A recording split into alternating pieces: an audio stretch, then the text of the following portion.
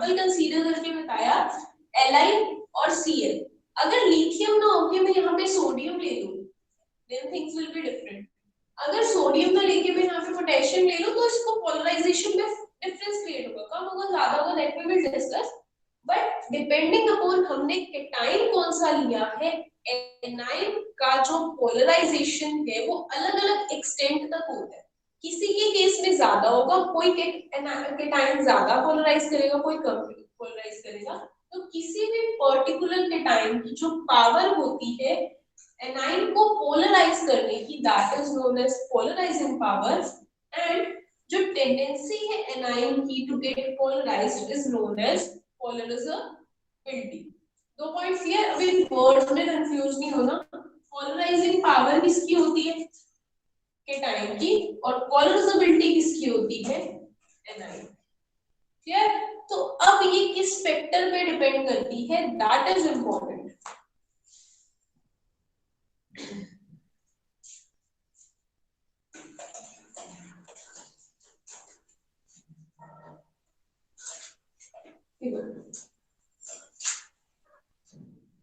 पहले हम बात करते हैं पोलराइजिंग पावर की।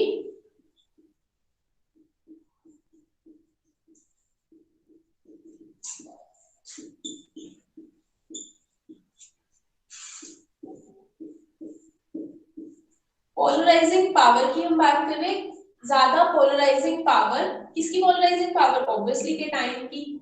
कब ज्यादा होगी केटाइन की polarising power? First when it has high charge.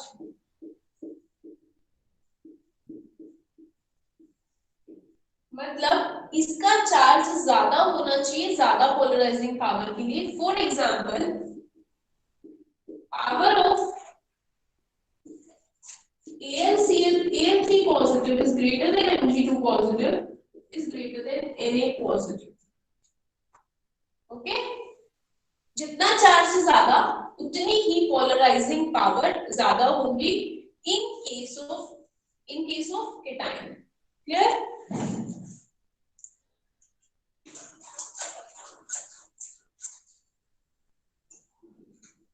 और केटाइन का जो साइज है, जो केटाइन का क्या है? साइज है,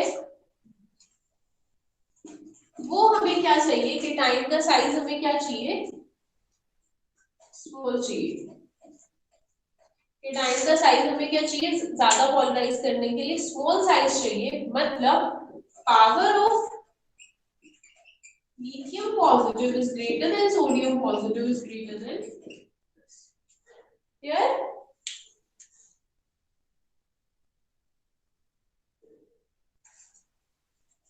These are the deciding factors for polarizing power. ज्यादा चार्ज, साइज स्मॉल। ठीक है? साइज स्मॉल क्यों होना चाहिए? बिकॉज ऑब्वियसली अगर छोटा सा साइज पे ज्यादा चार्ज डिस्ट्रीब्यूटेड होगा तो वो ज्यादा स्ट्रांगली डिस्ट्रीब्यूटेड होगा, तो दूसरे को इजीली पोलराइज कर सकता है। और second is for more polarisability.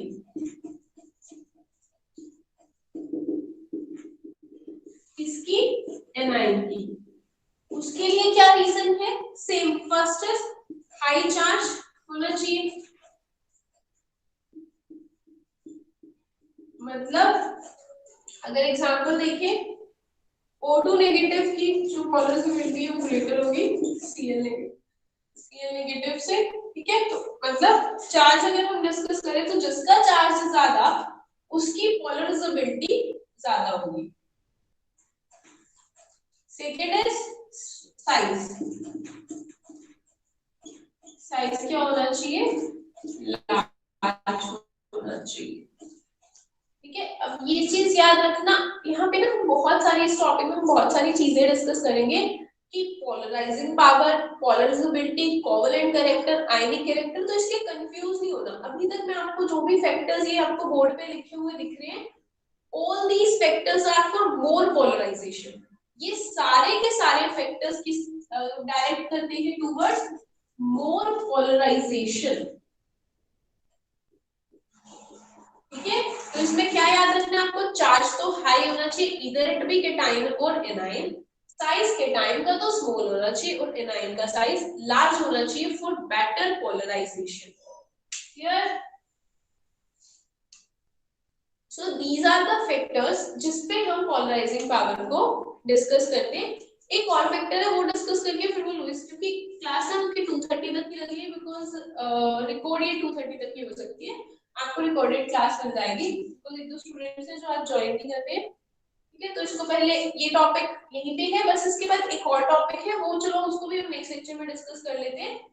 अभी आपके लिए होमवर्क क्या है, जो फजान्स रूल वाला ये जितना भी करवाया है इसको आप समझ लेना, मतलब ये थोड़ा सा मेमोराइज कर लेना। बाकी जो इसके कंसेप्चुअल क्वेश्चंस है that we will discuss in next lecture. कल भी आपकी क्लास की टाइमिंग सेम रहेगी। जो बायोटेक वाले स्टूडेंट्स हैं, आपकी बायो की क्लास है क्या कल?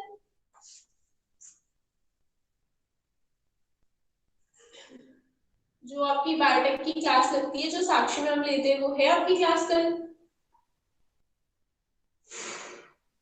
मैम कल 1 o'clock हमारी कॉलेज की क्लास है। 1 o'clock to 2 o'clock।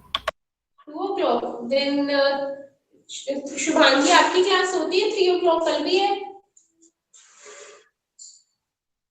Yes ma'am. Ma'am Tuesday Wednesday और थर्सडे होती है। तो इस थर्सडे मैम 4 to 6 ले लेना। अच्छा कल आपकी क्लास ही है ना 4 to 6? नहीं ओके ठीक है, तो मैम आपकी वो कल आज है मेरी जो 4 to 6 आपकी कल ये फिर ये वाली क्लास लगेगी। मैं आपकी फिजिक्स और मैथ्स वाले मैम सर को मैम को बोल दूंगी, बिकॉज दोनों बैचेस को मुझे क्लब करना था, तो वो आपकी क्लासेस फ्राइडे सैटरडे लग जाएगी। थर्सडे को तो वैसे मेरी क्लास होती है, तो कल आपकी क्लास की टाइमिंग होगी 4 to 6, 4 to 5:30 और 6 we will decide। उसके बाद रही बात आपकी फिजिकल की क्लास की, तो उसकी टाइमिंग फिर आपकी 1 o'clock होगी। ओके चलो नेक्स्ट है जो हम लास्ट लेक्चर में कर रहे थे वो सभी का, बस उसमें थोड़ा सा एक पॉइंट है जो हमें एक्स्ट्रा करना है। कोई भी स्ट्रक्चर बोलो, जैसे सपोज NO3 नेगेटिव का जो लुईस स्टोन स्ट्रक्चर वाला था ना, जिसमें थोड़ा सा डाउट था, वो एक्सप्लेन कर रहे हैं। NO3 नेगेटिव था, NO3 नेगेटिव का स्ट्रक्चर कैसे बनता था हमारे पास? ऐसे बनता था, ठीक है। इसके ऊपर हमने चार्ज ही लगाते थे, फॉर्मल चार्ज हम निकालेंगे।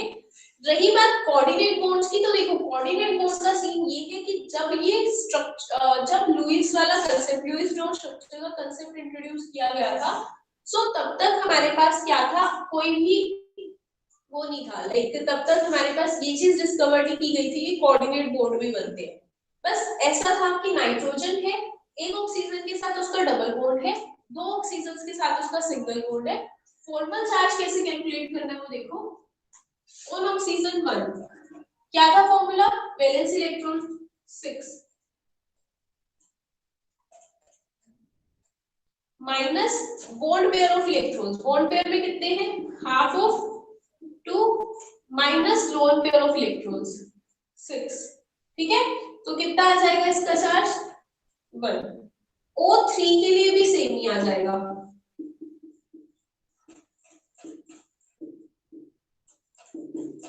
इसके लिए भी -1 आ गया, इसके लिए भी -1 आ गया।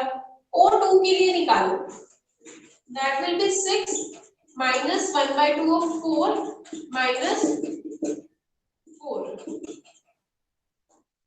that is 0। ये आ गया। और नाइट्रोजन के ऊपर निकालो, नाइट्रोजन के लोन पेयर कितने होते हैं, sorry valence electron 5 minus 1/2 of 8, क्योंकि 1 2 3 4 5 6 7 8 minus lone pair, lone pair कितने हैं इसमें 0, क्योंकि कोई भी इलेक्ट्रॉन लोन पेयर का प्रेजेंट नहीं है। सो 5 minus 4 that is equal to +1। तो इस स्ट्रक्चर में इसके ऊपर -1 चार्ज है, इसके ऊपर -1 चार्ज है, इसके ऊपर +1 चार्ज है और इसके ऊपर 0 चार्ज है। तो on the whole excuse ma'am, ma'am मतलब बैलेंस इलेक्ट्रॉन नॉर्मल ऑक्सीजन वाले लिखने हैं हमने, क्योंकि लास्ट टाइम 6 लिख पे नेगेटिव चार्ज लिखना, बिकॉज ये नेगेटिव चार्ज हम लगाते हैं बाद में, ये एक्चुअल नेगेटिव जो हम शो करते हैं दैट इज फॉर्मल चार्ज, तो वो हम कैलकुलेट करेंगे देन उसमें लगाएंगे। ओके मैम बट हमारे पास स्ट्रक्चर में तो 1 नेगेटिव चार्ज आ रहा है ना, NO3 नेगेटिव है, उसका क्या करेंगे? तो देखो क्या है, माइनस, ये क्या है, अगर मैं इसमें टोटल चार्ज देखूं, -1 0 and +1, so on the whole this is -1। ठीक है, तो अगर आप इसको ऐसे माइनस माइनस प्लस लगाते हो तो ये तो माइनस प्लस कैंसिल हो गया और हमारे पास जो टोटल नेट चार्ज आना चाहिए उस स्ट्रक्चर के ऊपर वो इस चार्ज के इक्वल आना चाहिए, वो ऐसे आएगा। मैम हाँ, वो ना हम ओके। एक ऑक्सीजन पे लगा रहे थे, वो ऑल ओवर लगाना था। तो हम ऐसे शो करते हैं बिकॉज जब ल्यूइस डॉट स्ट्रक्चर का कांसेप्ट इंट्रोड्यूस करा गया तब नहीं ये चीज मतलब तब नहीं ये चीज पता थी, बट ये चीज बाद में डिस्कवर हुई कि ये नेगेटिव चार्ज पूरे इस पे लोकलाइज होता है। ऐसा नहीं है कि सेकंड नंबर वाला इलेक्ट्रॉन है हमेशा ही डबल बॉन्ड बना के रखेगा, एक बार ये डबल बॉन्ड बनाएगा फिर ये फिर ये फिर ये सारे और रोटेट इतना फास्ट करते हैं कि कोई भी स्पेक्ट्रोस्कोपी का डिवाइस उसको डिटेक्ट नहीं कर सकता कि वो डबल बॉन्ड किसके ऊपर है। क्लियर? एक तो एक और मेरे को कोई स्ट्रक्चर बताना जिसमें हमने जो हमने लास्ट टाइम डिस्कस किया था। SO3 2 negative. ठीक है, अभी ये क्लियर है, इसको भी एक SO3 2 नेगेटिव वाला भी कर लो। उसमें क्या था हमारे पास, वी हैड डबल बॉन्ड, इधर सिंगल बॉन्ड एंड इधर सिंगल बॉन्ड, 1 2 3 हां बस ये था ना। अब इस पे फॉर्मल चार्ज निकाल लेते हैं। ऑक्सीजन जब भी सिंगल बॉन्ड होता है आप चाहे कैलकुलेट करके देख लेना, ये पिछले वाला केस ही है। इसको 1 नाम दे दो, ये सेम है, इसको 3 दे दो, ये भी सेम है, इसको 2 दे दो, ये भी सेम है। S पे फॉर्मल चार्ज निकाल लो, S पे कितना आएगा, S पे we have 6 minus 1/2 of 1 2 3 4 5 6 7 8, it is 8, तो ये हमारे पास कितना आ जाएगा, 6 minus 4 2 आ गया। बट इसमें फिर प्रॉब्लम आ गई ना, ये स्ट्रक्चर बनाया था हमने अच्छा SO4 2 नेगेटिव ना, it is SO3 2 negative ma'am यही स्ट्रक्चर बनाया था। स्ट्रक्चर बनाया था। तो इसमें देखो या तो इसमें इलेक्ट्रॉन ही हमने कंप्लीट किया 1 2 3 4 5 6 7 1 1 2 3 4 5 6, then we have 1 2 3 4 5 6 6 7 8 9 10 11 ma'am sulphur पे लोन पेयर डाला था एक। सल्फर पे लॉन पेयर था, सल्फर पे लॉन पेयर, सल्फर पे लॉन पेयर आएगा इसमें, है ना, तभी हो जाएगा बिकॉज इसमें हम क्या करते हैं, इसमें सल्फर पे लॉन पेयर आएगा बिकॉज तभी हमारा फॉर्मल चार्ज है वो बैलेंस होगा। तो इसमें 6 आ जाएगा और उधर 0 आ जाएगा। ठीक है, बिकॉज क्या है यहाँ पे नेगेटिव इलेक्ट्रॉन्स भी तो सेटिस्फाई करने हैं। टोटल हमारे पास कितने इलेक्ट्रिक बाई इलेक्ट्रॉन्स काउंट कर लो, टोटल 6 और इसके इलेक्ट्रॉन 18 और इसके इलेक्ट्रॉन 2, तो टोटल 26 इलेक्ट्रॉन्स होने चाहिए।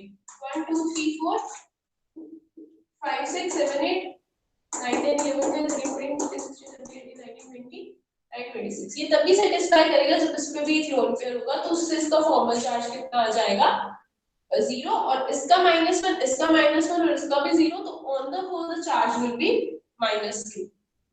Clear?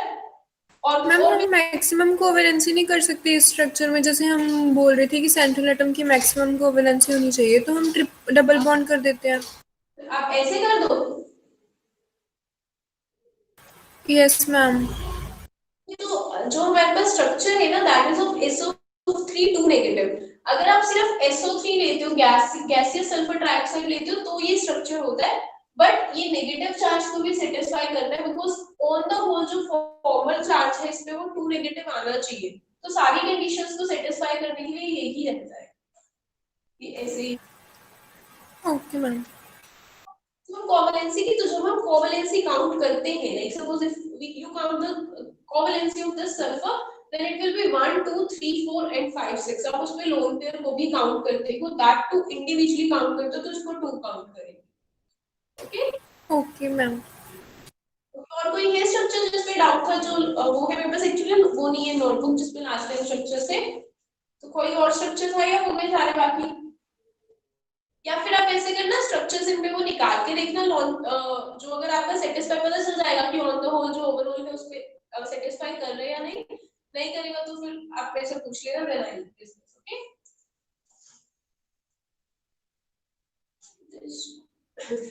clear? So any doubt in the previous lecture or today's lecture?